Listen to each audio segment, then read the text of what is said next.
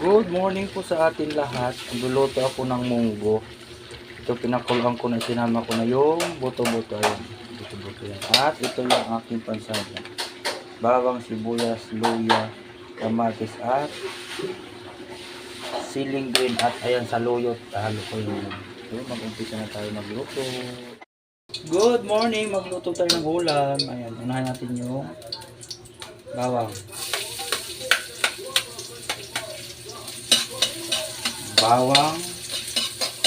Antayin lang natin ito kulay brown.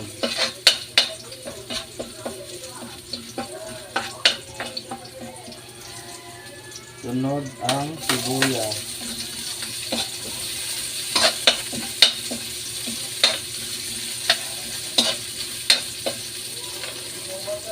Sunod ang luya. Si Friday ngayon, kaya Munggo Day. Sunod ang kamatis. Mamaya na yung sili.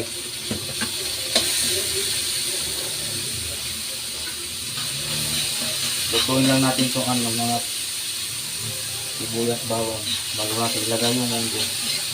Yung buto-buto, sinabay ko na dun sa pakulo ng munggo. Lutuin lang natin itong kamatis kasi pag hindi luto yung kamatis, madali mapanis yung munggo. Kailangan lutong-luto ito.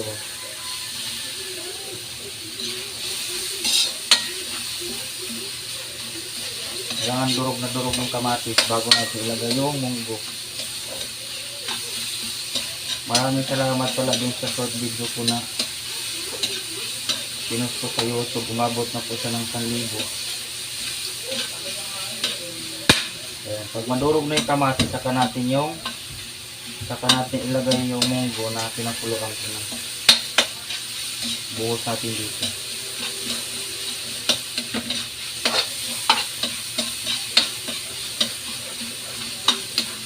May pangit yung ilalagay mo pa yung hindi pa luto yung mga sahog. Madali mapanis. Pag ganito na pwede na siya ilagay. Luto na yung kamatis. Ngayon ilagay na natin itong munggo. Ang dami pa naman ito, kalahating kilo itong binili ko. Ayan.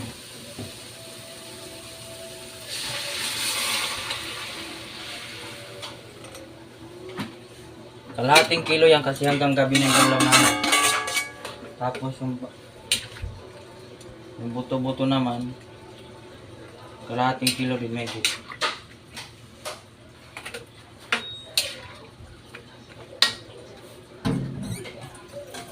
Dagan natin ng sabaw yan kasi kulang yan.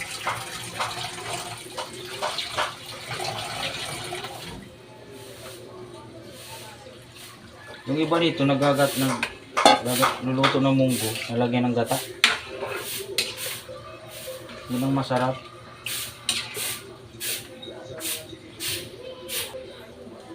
Kuluan pa natin ito ng kasi buo pa yung munggo. Kailangan maganda rin yung durog. So mamaya na uli. At ito na nga ang ating munggo. Nawala na naman ng sabaw. Ang dami nito. Dagdagan natin yan ng tubig. Higit lang ha. Ayan, dagdagan natin ng tubig konti. Pero hindi naman marami kasi pangit naman pag sobra marami sabaw. So ayan, dinagdagan ko yun ng tubig. Mamaya pag maluto na yung laman nito, ayun buto-buto. Luto na yung munggo pero yung buto-buto matigas pa. Yung buto ng baboy. Lagay natin yung saluyot. Wala akong malunggay na nakita doon kaya saluyot nilalagay ko para lalong lumapot.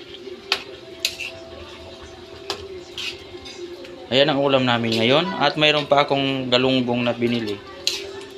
Kalahating kilo din yon. Binadget ko lang yung budget namin ngayon kaya agkasya naman.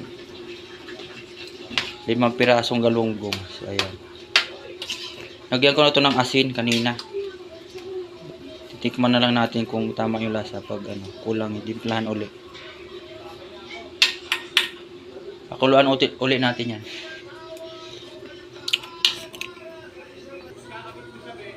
At ito na yung asin. Dagdagan natin yung asin kasi kulang yung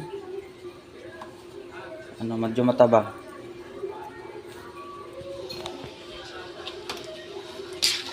Pakulaan pa natin to kasi hindi pa siya simple lang luto natin pero masarap na. Hindi mo na naglalagay ng mga nor cubes, mga ganyan. Hindi. Asin lang, asin.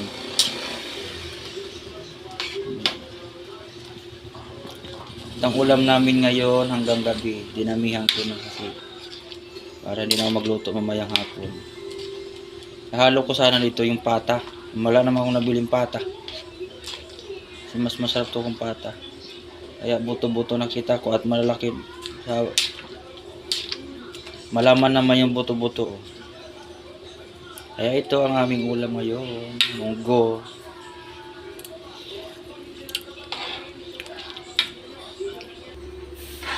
So ayan, antayin na lang natin to kumulo uli kasi hindi ko na yung tatakipan. Ganyan na lang yan. Halo-haloin na lang natin para medyo lumapot. Lalapot pa to pag mayroon ng saluyot. Kasi bumili akong 10 pisong saluyot. Marami-rami yung binigay. Ayun. Subukan nyo na magluto ng munggo na may saluyot. Masarap. Saluyot lang, walang walang ibang halo. Yung iba kasi ito nalagyan pa ng mga kalabasa. Masarap naman yung kasi yung sa bahay kubo nilalagay lahat dito. Masarap yun. Wala lang itong chicharon kasi kalimutan ko bumili. Pero okay na to. Pakuluan lang natin to uli. Luto na siya, luto na.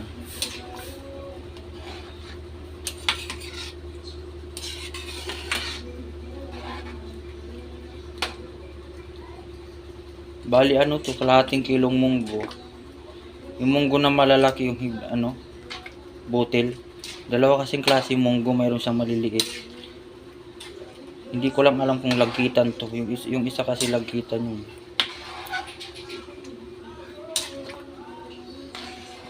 Bumili akong kalahating kilo para hanggang gabi na namin to. Kasi hindi pa nga, hanggang bukas pa nga ito iba. Mayroon pa to hanggang bukas.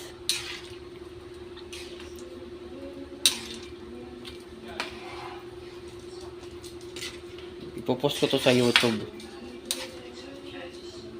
Ayan yung buto-buto. Siguro, ewan ko ilang hiwa ito.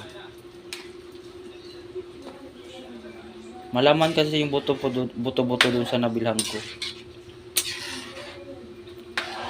Hindi siya hindi siya katulad ng iba na halos buto na lang talaga. Yung sa binilhan ko, may laman.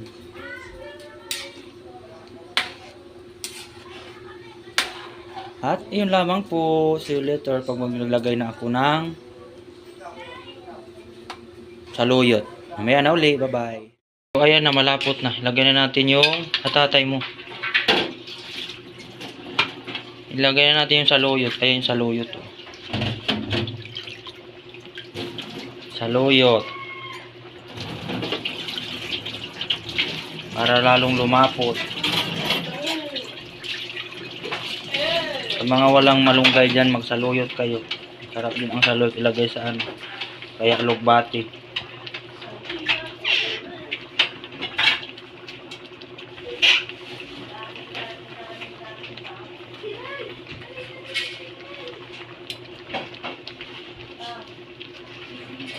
Yan. Tinimplahan ko na yan. Alam nyo naman, lagyan ko ng asin yan.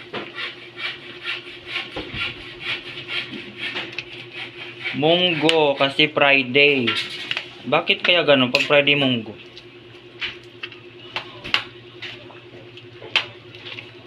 Munggo day. Ayan di lumapot na. Sabi ko sa inyo. Tapos lagay natin yung sili. May siling green yan. Ayan Para completos ricados na. So ayan, luto ng aming ulam ngayong tanghalian hanggang gabi. May pritong isda pa yan. Ito yung isda namin na pipritohin ko pa. Mamayang gabi na lang ata ito. Ayan o, isda. Ayan, galunggong. 260 ang kilo sa amin dito. Ang kilo ng galunggong. Ayan, luto ng aming munggo. Lalo siyang lumapot kasi may saluyot. Tapos may sili. La la la la la la la.